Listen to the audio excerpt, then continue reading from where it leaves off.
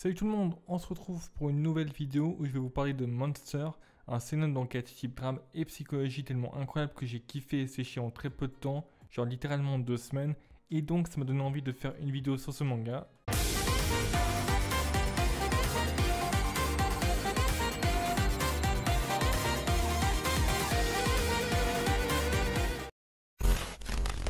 Dans cette vidéo, je vais juste parler du manga en général, sans spoiler toute l'histoire et sans l'analyser en profondeur. Cette fin de phrase n'est pas sortie de son contexte. Cette vidéo est là juste pour parler du manga en bref, mais peut-être que dans le futur, je pourrais faire une vidéo où j'analyse l'œuvre et ses persos plus précisément. Pour présenter le manga rapidement, alors déjà ce manga n'est pas fait par n'importe qui car il est fait par Naoki Urasawa, qui est également le mangaka de Pluto ou 20th Century Boys. Donc comment dire qu'ici niveau qualité on est servi, surtout niveau création et développement de personnages qui pour moi est la plus grande qualité de Urasawa. Pour essayer d'expliquer le scénario rapidement, on suit Kenzo Tenma, un neurochirurgien japonais hyper talentueux qui s'est installé en Allemagne. A noter que le manga commence en 1986 et le contexte ici est très important, j'en parlerai ensuite plus précisément. Bref, de base, le Tenma il est grave bien, c'est un putain de neurochirurgien hyper talentueux, il est fiancé à la fille du directeur de l'hôpital où il travaille, sa carrière semble toute écrite pour être brillante dans le futur, mais tout va pas se passer comme prévu. Tenma a un seul problème, c'est qu'il est trop bon. Genre le mec, s'il fait ce travail, c'est car il veut sauver le plus de monde possible, peu importe la personne qui est devant lui, et c'est cette bonté qui va lui causer du tort. Un jour, il va préférer opérer un garçon qui s'est fait tirer à la tête lors d'un cambriolage qui a mal tourné. Spoiler alert, c'est pas du tout ce qui s'est passé. Et uniquement sa sœur survivra, mais ses parents adoptifs se feront tuer, à la place du maire de la ville qui est arrivé juste avant que Tenma opère le garçon. A noter que c'est le directeur de l'hôpital qui lui a ordonné de s'occuper du maire de la ville au lieu du gosse. En gros, cet hôpital différencie les gens à sauver en fonction de la classe sociale. Rien à foutre de qui a le plus besoin de soins ou qui arrive en premier. Ici, seule l'image compte. En gros, c'est un peu comme choisir qui doit vivre et qui doit mourir. C'est vraiment une politique de gros fils de pute. La dernière fois, le président lui avait dit d'opérer un riche à la place d'un travailleur turc qui était arrivé avant le riche. Et du coup, ce travailleur est mort. Et ce système de choix et de privilèges dérangeait Tenma de ouf. Il avait des remords vis-à-vis du travailleur turc qui est mort. Et donc cette fois-ci, il va décider de désobéir au président et choisir de sauver celui qui arrivait en premier, donc le gosse. Du coup, le maire de la ville qui avait aussi besoin d'être opéré, lui finit par mourir, même s'il a été opéré par un autre chirurgien. Non mais on peut en parler 2 secondes de comme cet hôpital est éclaté. Genre il n'y a qu'un seul chirurgien de compétent et fiable. Bref, le garçon est sauvé, mais toute la faute est rejetée sur Tenma pour la mort du maire, donc sa vie s'écroule, il est rétrogradé dans son travail, sa femme le quitte, cette sale.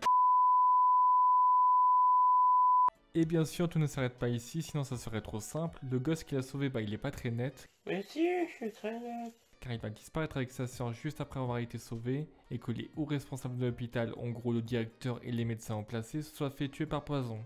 Et 9 ans plus tard, une série de meurtres de couple est faite, et c'est qui le tueur en série qui a aussi tué les hauts placés de l'hôpital? C'est ce gosse qui s'appelle Johan et qui est littéralement devenu un monstre, d'où le titre de manga en fait. Et pris de remords d'avoir sauvé ce gosse qui est devenu un monstre, Tenma va partir en quête de le retrouver et de le tuer. Et c'est là qu'on va partir sur une enquête incroyable où on découvrira l'enfance de Johan et sa sœur Anna, mélangeant horreur, fantasy et philosophie, liant plein d'autres personnages hyper bien développés, tous liés à l'affaire d'une manière ou d'une autre, et où on pourra les suivre un à un pour voir leur objectif et leur implication dans l'affaire. Comme j'ai pu le dire avant, le contexte ici est grave important car il est totalement lié à l'histoire. Pour faire ce manga, Urasawa a très bien étudié le cas de l'Allemagne d'après la Deuxième Guerre mondiale, donc la situation de cette Allemagne coupée en deux pendant la guerre froide et après la chute du mur, donc dans tout son ensemble. On arrive concrètement et facilement à être ancré en Allemagne, en commençant par le fait que les personnages ont tous des noms allemands. Ensuite, l'histoire se passe dans des vraies villes en Allemagne comme Düsseldorf ou Munich, et en plus, l'environnement et le paysage est très bien dessiné et retranscrit. Donc toute l'histoire est un mi-chemin entre fiction et faits historiques. On nous montre la différence entre l'Allemagne de l'Ouest qui était contrôlée par les Américains, Britanniques et les Français, et l'Allemagne de l'Est contrôlée par la Russie. Et on nous montre clairement les conséquences d'un pays coupé en deux avec 2 systèmes politiques différents et totalement opposés, les conséquences sur les familles séparées, les conséquences économiques et sociétales désastreuses que ça a eu sur le pays, surtout après la chute du mur et la réunification de l'Allemagne de l'Est et de l'Ouest. Beaucoup d'autres thématiques sont évoquées ici, comme le racisme présent, surtout celle perpétrée par les néo-nazis envers les Turcs qui avaient immigré en masse quelques années plus tôt. Après, on a aussi d'autres thématiques très bien développées comme l'immigration, la société, les classes sociales et ses inégalités, la prostitution, le cas des espions qui trahissent le pays, les serial killers, les complots, l'importance de la vie, la morale, la psychologie, l'éthique, l'amour, la haine et bien d'autres. L'enquête aussi est très bien ficelée et menée, avec des retournements de situation incroyables. Je pense surtout à un moment incroyable vers le milieu du manga que je dirais pas mais c'est ouf. Des infos importantes liées au contexte de l'histoire. Ici on tient une ambiance angoissante et oppressante digne des plus grands thrillers. Le tout suit une logique correcte, reste intéressant et donne envie de le suivre du début à la fin.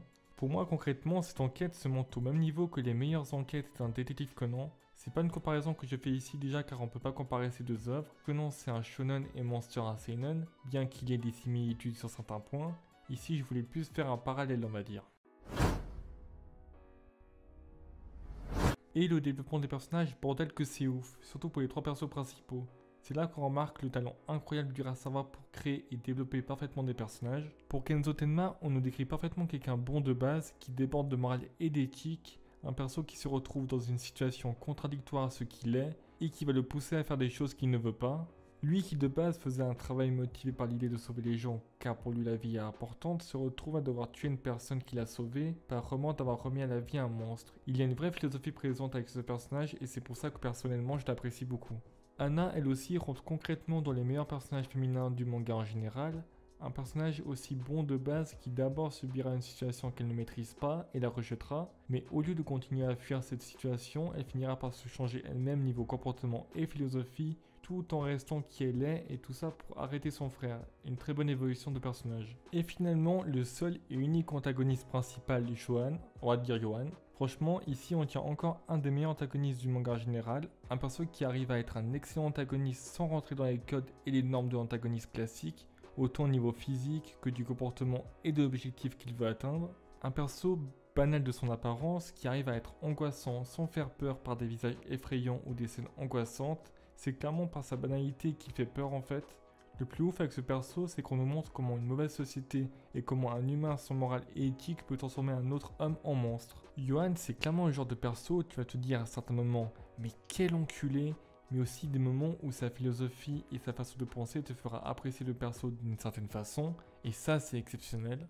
Est-ce que Monster est le meilleur animé d'enquête? Ça je sais pas, mais en tout cas ici on tient vraiment une masterclass concrètement. Ce manga est directement rentré dans mon top 10 de mes mangas favoris. Une pure merveille qui est autant ouf à regarder avec l'animé fait par le studio Madhouse et qui dure 75 épisodes, ou en manga avec les excellentes planches et dessins d'Urasawa. Tout simplement une merveille qu'il faut regarder ou lire si on est fan de manga. On arrive à la fin de la vidéo, j'espère qu'elle vous a plu. Si j'ai réussi à faire découvrir cette œuvre à des gens, je serai content.